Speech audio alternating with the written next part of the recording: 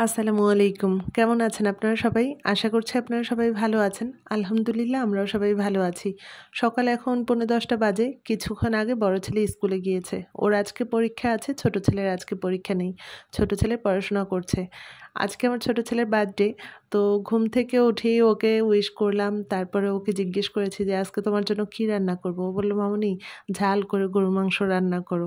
"গরুর মাংসর সঙ্গে কী খাবা?" জিজ্ঞেস করার পরে বলল, "পোলাও রান্না করো।" তো পোলাও রান্নার জন্য এখানে চালটা ভালোভাবে ধুয়ে ভিজিয়ে রেখেছি। একটু সময় ভেজানো থাকলে সেই পোলাওটা খুব ভালো হয়। সব রান্না শেষের পরে পোলাওটা রান্না করব।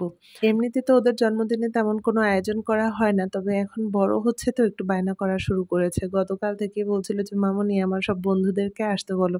তো পরীক্ষার মধ্যে কোনো বন্ধুদেরকে আসতে বললে দেখা যেত যে ওদের পড়াশোনায় অনেক ক্ষতি হতো। তাছাড়া আমার বড় ছেলের কোনো বন্ধ নেই। তাই ওরও অনেক ক্ষতি হতো পড়াশোনার। এই কথা চিন্তা করে ওকে বললাম যে, "না এবার না, আল্লাহ যদি বাঁচিয়ে রাখে আগামীবার তোমার জন্মদিনে তোমার বন্ধুদেরকে আসতে বলব।" তো আজকে যদি আমার ছোট ছেলের পরীক্ষা থাকতো, ওদের তো বিকেলবেলা পরীক্ষাটা হয় আর আমাদের বাসা তো একদম স্কুলের পাশেই। তো পরীক্ষা শেষ হলে ওর সব বন্ধুদেরকে বলতাম যে, "পরীক্ষা শেষে তোমরা সবাই বাসায় এসো, ওর সঙ্গে কেক কাটবা।" তো আজকে যেহেতু ওদের পরীক্ষা নেই, তাই সেটা বলতেও পারলাম না। রান্নাবাড়া শেষ। গতকাল রাতে চটপটির ডালটা ভিজিয়ে রেখেছিলাম। ভাবলাম বিকেলবেলা ওদেরকে একটু চটপটি রান্না করে দেবো আর কেক খাবে। তো এর মাঝে কেক ডেলিভারি দিতে এসেছে। তো আমি এত ব্যস্ত ছিলাম, কেকটা রেখে তারপরে এই যে চটপটির ডালটা আমি ভালোভাবে মশলার সঙ্গে কষিয়ে এখন ভাবলাম যে একটু রান্না করে রেখে দিই বিকেলবেলা, তাহলে আমার বেশি একটা কষ্ট হবে না। আর বিকেলবেলা আমার তেমন কোনো কিছু করতেও ইচ্ছে করে না। তো এরপরে ডালটা বসিয়ে রেখে এসে আমি ভাবলাম যে কেকটা একটু দেখি। কেকটা বের করে আমার মনটাই খারাপ হয়ে গেছে আর কি। কেকটা এক সাইড থেকে কাত হয়ে প্যাকেটের সঙ্গে লেগে গিয়েছে। তাতে করে কেকের এক সাইডটা একটু নষ্ট হয়ে গেছে। আর এছাড়া আমার কেকের ডিজাইনটাও তেমন একটা পছন্দ হয়নি। আমার ছোট ছেলের পছন্দ অনুযায়ী দিয়েছিলাম। আর কি ও খুশি থাকলেই খুশি। কিন্তু আমার কাছে তেমন একটা ভালো লাগেনি। এখন টেস্ট করে দেখতে হবে যে স্বাদটা কেমন হয়েছিল। তো এর মাঝে আমি ডিম সেদ্ধ করে রেখেছি আর এটা ছিল বিকেলবেলা। বিকেলবেলা আমি ফুচকা ভাজছিলাম চটপটির জন্য, যে চটপটির সঙ্গে খাওয়ার জন্য ফুচকা তো লাগবেই। ফুচকাটা উপরে একটু গুঁড়ো করে দিলে ভালো লাগে খেতে। তো আমি এরপরে, এটা ছিল আসরের পরের মাঝে আমার বড় ছেলের টিচারও ফোন দিয়েছিল যে সে আজকে আসতে পারবে না। তো ভাবলাম যে স্যার যেহেতু আসবে না, হাতে একটু সময় আছে, আমরা বিকেলবেলা ওদের দাদু তারপর চাচি সবাইকে নিয়ে কেকটা কেটে সন্ধ্যার পরে বের হব। আজকে সন্ধ্যার পরে বের হওয়ার ইচ্ছা ছিল না। একবার আপনাদের ভাইয়া বলল যে প্রতিবারই তো জন্মদিনে ওদেরকে গিফট দেয়া হয়। তো এবার তো পরীক্ষার মধ্যে পড়েছে। আপনাদের ভাইয়া বলল যে পরীক্ষাটা শেষ হোক তারপরে দিব। তা আমি বললাম যে পরীক্ষা শেষ হয়ে গেলে এই আনন্দটা ওরা আর পাবে না। জন্মদিনের গিফট জন্মদিনেই দাও। অল্প একটু সময় তো আর পড়া নষ্ট হবে না।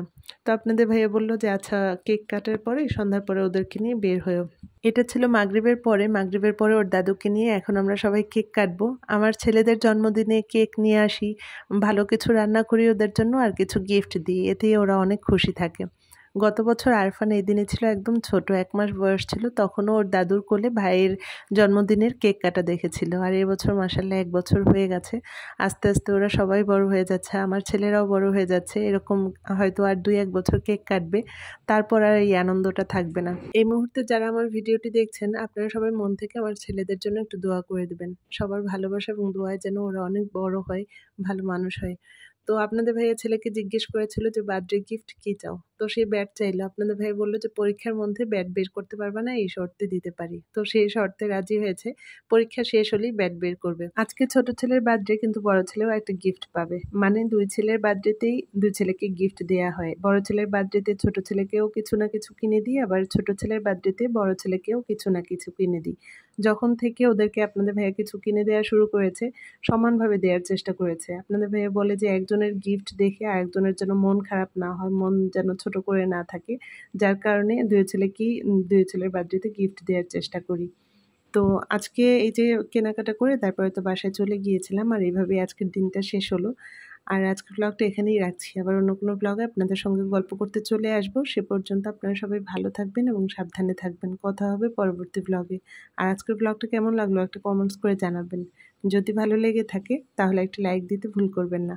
সবাই ভালো থাকবেন। খোদা হাফেজ।